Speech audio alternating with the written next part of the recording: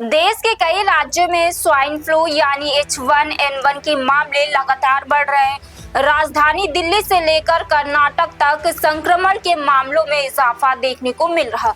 कर्नाटक में 4000 से ज्यादा और दिल्ली में 1700 से अधिक मामले सामने आ चुके हैं। लगातार बढ़ते मामलों के बीच यह सवाल उठ रहा है कि क्या भारत में स्वाइन फ्लू का कोई नया स्ट्रेन आ गया है। हालांकि ICMR ने साफ किया है कि भारत में H1N1 का कोई नया स्ट्रेन नहीं मिला है।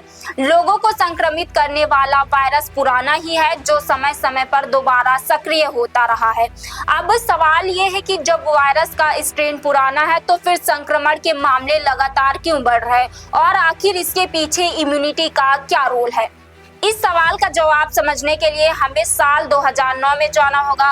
भारत में मई 2009 में स्वाइन फ्लू का पहला मामला सामने आया था। इसके बाद दिसंबर 2009 में मार्च 2010 के बीच सर्दियों में संक्रमण के मामलों में बड़ी बढ़ोतरी हुई थी।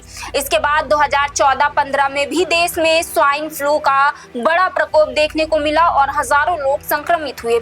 साल 2019 में भी मामलों में काफी इजाफा हुआ और 2026 में एक बार फिर H1N1 संक्रमण के मामले बढ़ रहे हैं। यानी हर कुछ साल अंतराल पर स्वाइन फ्लू के मामलों में बढ़ोतरी का एक पैटर्न देखने को मिलता है।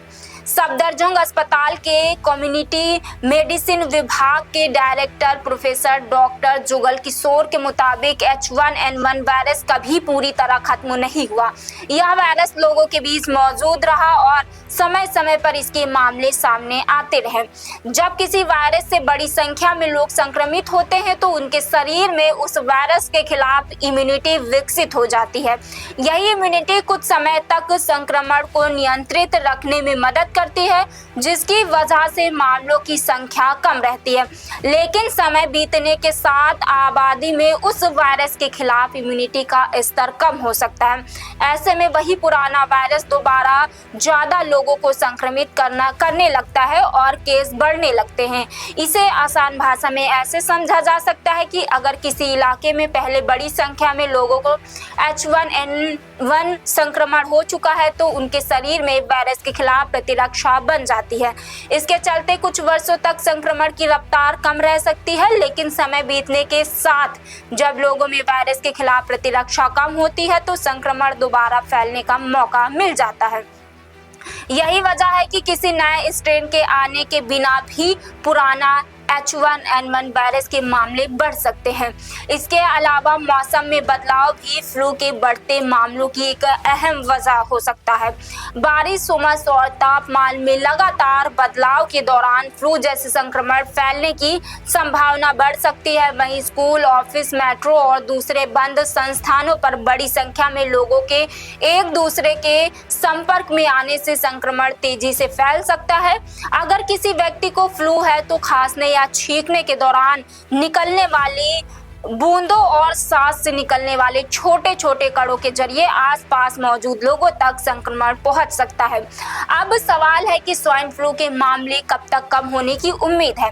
डॉक्टर जुगल किशोर के मुताबिक जब तक समुदाय में पर्याप्त इम्यूनिटी विकसित नहीं होती तब तक संक्रमण के मामले सामने आते रह सकते हैं।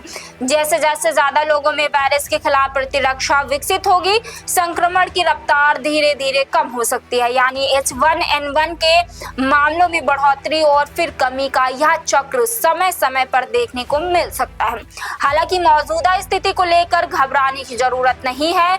ज्यादातर लोगों में लक्षण हल्के हो सकते हैं, लेकिन फ्लू जैसे लक्षण होने पर डॉक्टर से सलाह लेना जरूरी है। साथ ही डॉक्टर की सलाह के अनुसार फ्लू से बचाव के लिए वैक्सीन पर भी विचार किया जा सकता है।